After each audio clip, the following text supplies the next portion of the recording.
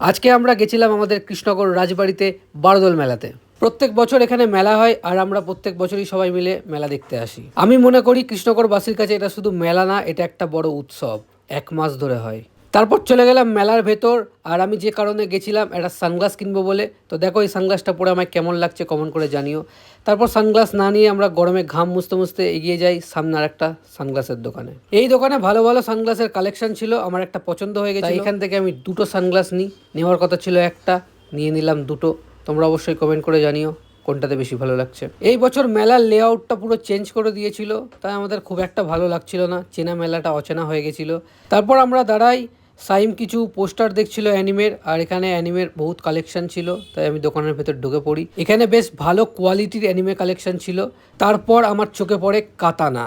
এই দেখো সেই কাতানা, বাট কালারটা অতটা ভালো লাগছিল না বলে হাতে নিয়ে দেখিনি। সাইম গোজো নেবে ঠিক করেছিল, তাই চুজ করছিল কোনটা নেওয়া যায়। তারপর আমার চোখে পড়ে জোরো, যেটা দেখে আমি তো ওখানে স্টপ হয়ে গেছিলাম যে আমি এটা নিয়ে বাড়ি যাবোই আজকে। জোরোর দাম 1600 টাকা ছিল, তাই সেটাকে রেখে গোজোকে প্যাকেটে ভরে আমরা হাঁটা দিই। সো গাইস, আমরা দুজনের দরকারের জিনিস কিনে এখন বাড়ির উদ্দেশ্যে যাচ্ছি। মানে আমরা ইনভেস্ট করেই ছেড়েছি আজকে। I would like to thanks my mom and dad and me. This is for me, guys. You can see that. এটা অ্যাওয়ার্ড তো This is an award for